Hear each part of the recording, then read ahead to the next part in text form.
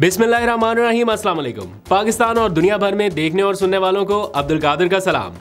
आज पाकिस्तान में ज़िमनी धांधली थी। जी हाँ, 8 फरवरी को जनरल धांधली थी, आज ज़िमनी धांधली थी, जिसके सरकारी और गैर सरकारी नताइज के आने का सिलसिला जारी है। क्योंकि अब इसे इलेक्शन का नाम तो दिया नहीं जा सकता, ये जो कुछ हो रहा है इसको इलेक्शन तो कह नहीं सकते, इसलिए ज़िमनी धांधली कर लें या जनरल धांधली कर लें, होनी है एट द एंड यही सारा कुछ है। और इस वक्त जो लेटेस्ट एट द मोमेंट जो सिचुएशन है ग्राउंड के ऊपर, वो मैं आपको बता देता हूँ कि क्या हो रहा है। एक तरफ एहतजाज की कॉल दी जा रही है, पीटीआई की लीडरशिप सड़कों के ऊपर है, आगे पुलिस है, पीटीआई के लोग फॉर्म 47 के पीछे पीछे थे, अब कोई और ही कहानी खुल गई, अब तो जनाब फॉर्म 45 भी मैनेज हो गया। तो ये सारा कुछ इस वक्त हो रहा है एट द मोमेंट। करंट जो पाकिस्तान तहरीक इंसाफ के कैंप में क्या चल रहा है, कुछ लोगों से बात हुई है, पूरी जो पार्टी की लीडरशिप है, for example chairman PTI barrister Gohar, opposition leader जो कौमी असम्बली में है उमर अयूब, फिर सेनेट में जो अपोजिशन लीडर है शिबली फराज, ये सारे खड़े हैं रिटर्निंग अफसरान के दफ्तर जाने के लिए, लेकिन कोई जाने नहीं दे रहा। मतलब आप अंदाज़ा करें कि ये ओहदे कोई मामूली ओहदे नहीं हैं, बड़े ओहदे हैं, इनके पास अच्छे खासे मतलब अथॉरिटी इनकी है, लेकिन इनको कोई रिटर्निंग अफसर के दफ्तर तक नहीं रसाई दे रहा। और इस टाइम जो सुबह से लेके अब तक के जो विजुअल्स हैं, पहले ज़रा उनके ऊपर बात कर लेते हैं, फिर करंट सिचुएशन में आपको बता देता हूँ कि आज जब लोग पोलिंग स्टेशंस पे पहुँचे हैं तो वो ये कहते हुए बाहर निकले कि हमें यहाँ पे क्यों बुलाया। मतलब उनको समझ नहीं आ रही कि अगर उनकी आंखों के सामने आगे ठप्पे लग रहे हैं और अमला खुद ठप्पे लगा रहा है, तो वो ये पूछने पे हक बजानिब है कि फिर हमें क्यों बुलाया। अभी मैं ट्वीट्स कुछ देख रहा था, कुछ लोग ये बड़ी सेंसिबल बात कर रहे हैं कि अगर आपने इलेक्शन को रिग ही करना है या अपनी मर्जी का नताइज लेना है, तो फिर इलेक्शन कराने की क्या ज़रूरत है, फिर ये फॉर्मेलिटी ही क्यों, फिर किसको दिखाना है कि जनाब ये इलेक्शन हुए, जब जिनको दिखाना है आवाम को, उनको भी पता है कि जनाब उनके साथ क्या हो रहा है। तो आज जिस तरह की खबरें आ रही हैं, टीवी चैनल्स आप लगा के देखें, मुस्लिम लीग नून का उम्मीदवार इधर से भी आगे, आज़ाद उम्मीदवार उधर से भी आगे, एक ऐसे आलम में जब पाकिस्तान तहरीक इंसाफ ऑन ग्राउंड सबसे पॉपुलर जमात नज़र आई। मतलब ऐसा नहीं है कि कोई सोशल मीडिया के ऊपर ही, 8 फरवरी को तो पता चल गया ना कि सोशल मीडिया के साथ साथ ग्राउंड पे भी है। तो हमने 2 दिन पहले के जो मनाजर देखे जगह जगह पे, जहाँ पे भी है, मुस्लिम लीग नून के या जो मुखालिफ सियासी जमातें, उनके तो उम्मीदवार कैंपेन ही नहीं ठीक से कर रहे थे। अपने लोग उनके कह रहे थे कि ऐसे कैंपेन होनी है, ऐसे इलेक्शन जीतना है, ये तो पार्टी की आदत संजीदा ही नहीं है। और दूसरी तरफ पीटीआई की जो लीडरशिप थी, उन्होंने समहाउ मैनेज किया और अच्छा खासा क्राउड निकाला और आवाम उनके साथ नज़र आए।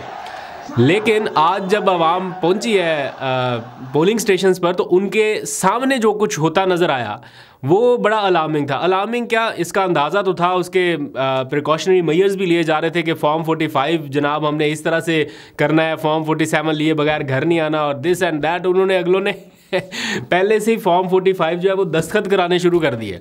मतलब आप अंदाज़ा करें कि वो फॉर्म 45 जो रिज़ल्ट कंपाइल होने के बाद जिसके ऊपर दस्तखत होते हैं कि जनाब ये फाइनल रिजल्ट है, ये अब आप लें, इसके ऊपर हमने दस्तखत कर दिया, वो दिन 12 बजे साइन हो रहे हैं। है कोई इसका मतलब कोई जस्टिफिकेशन, कोई लॉजिक? फिर पता चल रहा है जनाब इलेक्शन कमीशन ने इसके ऊपर नोटिस ले लिया है, आज कोई जा रही हैं दरखास्तें इलेक्शन कमीशन में, इसके ऊपर भी नोटिस हो रहा है, उसके ऊपर भी नोटिस हो रहा है। बट ये माहौल तो एक तरह से क्रिएट हो गया ना, सिग्नल बंद, मोबाइल बंद, आगे पीछे पुलिस की नफरी है, रिटर्निंग अफसर के दफ्तर तक एक्सेस नहीं है उन लोगों की भी जिनका वहाँ पे होना ज़रूरी है। मतलब उम्मीदवार नहीं जा पा रहा, कारकुनान नहीं जा पा रहे, तो रास्ते जो है वो जाने वाले और आने वाले सारे सील। तो ये सारा कुछ किस लिए? फिर गुजरात में जो कुछ हो रहा है, मतलब जो वोटों का फ़र्क है, मतलब परवेज़ लाई कुछ 4000 वोटों के ऊपर और उनके जो मुखालिफ हैं वो को 25,000 की लीड के ऊपर। एक ऐसे माहौल में जब पूरी हवाई वोटों के एतबार से पीटीआई के लिए है, ऐसे आलम में इतना बड़ा फ़र्क, और ये फ़र्क कैसे आया, कैसे, उसकी भी वीडियोस नज़र आई।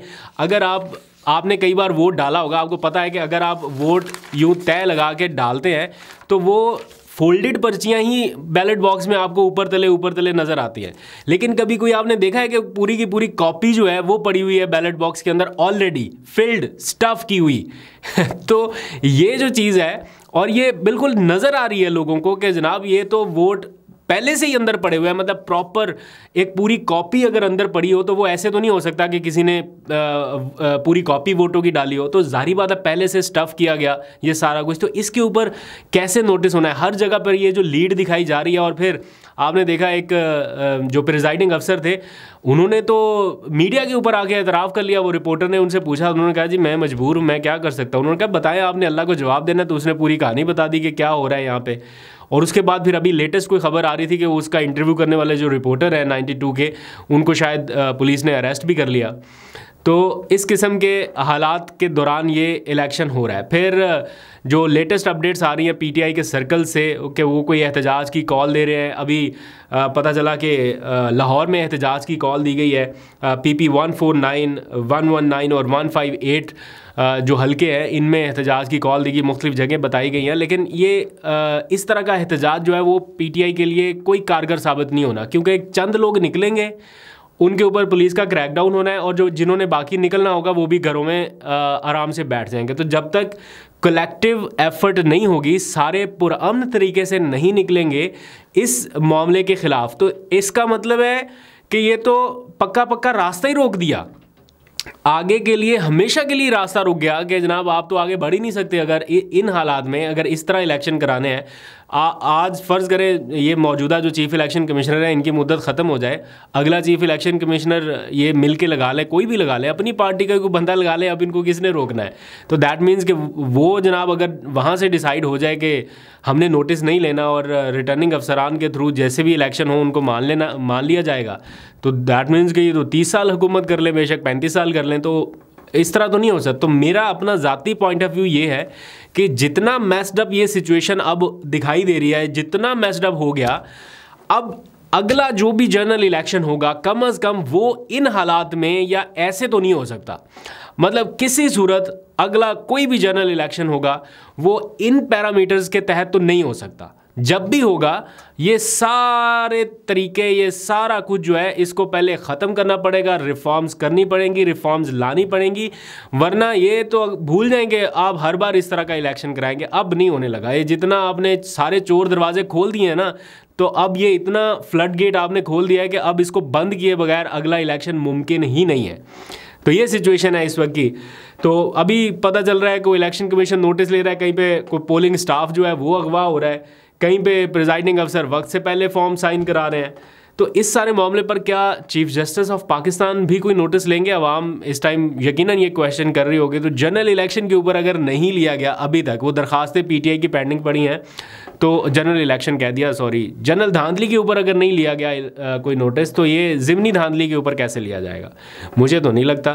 खैर अगर कुछ लोगों को होप है तो लेट्स सी, देख लेते हैं, शायद कि तेरे दिल में उतर जाए हमारी बात, ऐसे करके कुछ है ना, तो देखते हैं। अच्छा, इस हवाले से एक बड़ी इंपॉर्टेंट बात है जिसको शायद डिस्कस करने की ज़रूरत है, मैं इसको डिग आउट करूँगा। अभी मैंने व्लॉग से थोड़ी देर पहले ही सहाफ़ी साकिब बशीर साहब का एक ट्वीट देखा और उसमें बड़ी तशवीशनाक बात उन्होंने पॉइंट आउट किया। वो कह रहे हैं कि इमरान खान का जो ख़त है जो उन्होंने चीफ़ जस्टिस को लिखा, ये 2 दिन पहले जब मुलाकात हुई उनसे बैरिस्टर गौहर वगैरह की या वकला की, तो उसमें डिसाइड हुआ कि ये ख़त लिखना है और इमरान खान ने उनको डिक्टेट कराया कि ये पॉइंट्स लिखने हैं।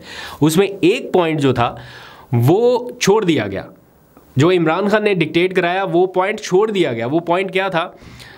सहाफ़ी साकिब बशीर के ज़राए के मुताबिक कि इमरान खान साहब ने यह भी कहा था कि चीफ़ जस्टिस जो है वो अपनी मुद्दत मुलाजमत में तोसी ना लें या उसकी हमायत ना करें एक तरह से, क्योंकि ये फिर मामला उन्होंने कोई लफ्ज़ लिखे हैं कि मतलब ये बेहतर चीज़ नहीं होगी। तो अब ये वाला जो मुतालबा था, इमरान खान अगर ये कर रहे हैं चीफ जस्टिस से, तो ये उनके ख़त में आना चाहिए था, लेकिन नहीं आया। तो इसके ऊपर भी आईब्रोज रेज हो रही हैं कि फिर ये लास्ट मोमेंट पे किसने एक्सक्लूड कर दिया? क्या इमरान खान साहब ने ही कहा कि ठीक है इसको रहने दें, अगर उन्होंने डिक्टेट कराया उनकी मर्ज़ी से एक्सक्लूड हुआ, या अपने तौर पर पार्टी ने कर दिया? तो इसके ऊपर भी बात हो रही है। फिर थोड़ी सी बात कराची की, मतलब माहौल तो जैसे तैसे है, मायूसी आ जाती है ये मौजूदा हालात की वजह से, लेकिन फिर भी रफ्ता रफ्ता पीटीआई का काफ़िला निकल रहा है आवाम में। तो जनाब आज सारे पहुंचे हुए कराची में, शेर अफजल मरवत साहब और उनके हमनवा मतलब कि उनके साथी जो है, तो आज कोई कराची में उन्होंने पावर शो करना था, कोई जलसा करना था, लेकिन इंसाफ हाउस के बाहर आगे पीछे फिर पुलिस। तो वो बेचारे क्या करें, किधर जाए किधर निकले। तो फिर फाइनली उन्होंने सोचा कि निकलेंगे तो सड़कों के ऊपर निकलेंगे, मतलब जलसा नहीं होगा तो हर सड़क के ऊपर जलसा होगा जहाँ जहाँ से वो जाएंगे।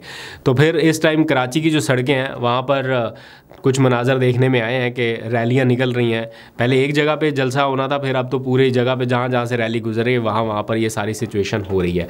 तो साथ साथ पीटीआई पूरी एफर्ट कर रही है कि उनके लिए ब्रीदिंग स्पेस उनको मिले, पब्लिक में जा रही है, अपना पुराने तरीके से जो कुछ भी कर रहे हैं।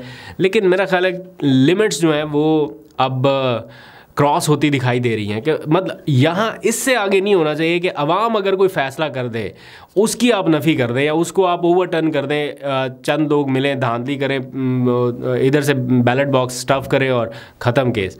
और वो लोग जिनको 3-3, 4-4 हज़ार वोट भी ना पड़े, उनको फिर एट दी एंड जब हम असम्बलियों में देखेंगे या ये जीत के आए हुए हैं और वो फिर हमें भाषण भी देंगे, वजारतें भी लेंगे और वो फिर हम पे हुकूमत भी करेंगे, तो ये कैसे बर्दाश्त किया जा सकता है ये सारा मामला? या कैसे चुप करके रहा जा सकता है कि जनाब ये सारा कुछ हो? चलो किसी हद तक होता था, 19-20 का फ़र्क होता था, कुछ चंद वोट आगे पीछे हो गए। ये तो अब ऐसा फ्लड गेट खुला हुआ है कि जनाब कोई हिसाब किताब ही नहीं है। पूरी की पूरी जनाब वो कॉपियाँ जो है वो डाली गई हैं बैलेट बॉक्स में पहले से ही। तो देखते हैं इसके ऊपर क्या होता है। बहरहाल अभी तक के तो एविडेंस ऐसे ही आ रहे हैं, आपको अपडेट करेंगे। अभी तक के लिए इतने, अपना बहुत सा ख्याल रखिए। अल्लाह हाफ़िज़।